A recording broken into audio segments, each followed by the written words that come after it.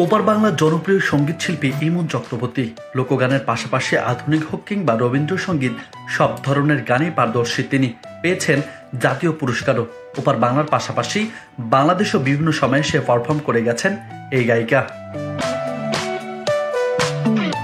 দিনকে দিন সাফল্যের উচ্চ পর্যায়ের দিকে এগিয়ে যাচ্ছেন এই গায়িকা। তবে এই সাফল্য একদিনে আসেনি, আর এই জার্নির নেপথ্যে ছিল দীর্ঘ পরিশ্রম, নিরলস প্রচেষ্টা। অনেকের হয়তো অজানা, একটা সময় স্টুডিও থেকে ঘাড় ধাক্কা দিয়ে বের করে দেওয়া হয়েছিল এই ইমন চক্রবর্তীকে। তবে এই কাজটি যিনি করেছিলেন সেই ব্যক্তি ইমনের এখন কাছের কেউ।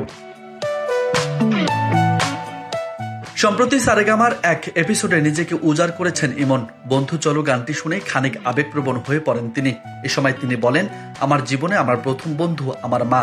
আমার জীবনে খুব কম কিছু বন্ধু আছে, যার মধ্যে 2-3 জনের নাম না বললেই নয়।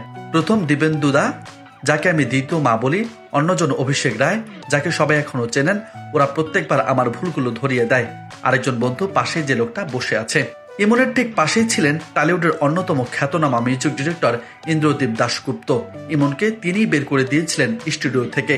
সেই জন্য রাগ নয়, বরং কৃতজ্ঞ তিনি। ইমন বলেন, স্টুডিওতে রেকর্ডিং করতে যাই প্রথম দিন ঘাড় ধাক্কা দিয়ে বের করে দিয়েছিল। ওই বকাটা যদি না পেতাম, যদি আমার ভুলটা কেউ ধরিয়ে না দিত, তাহলে নিজের ভুল শুধরে নেওয়ার সুযোগ পেতাম না।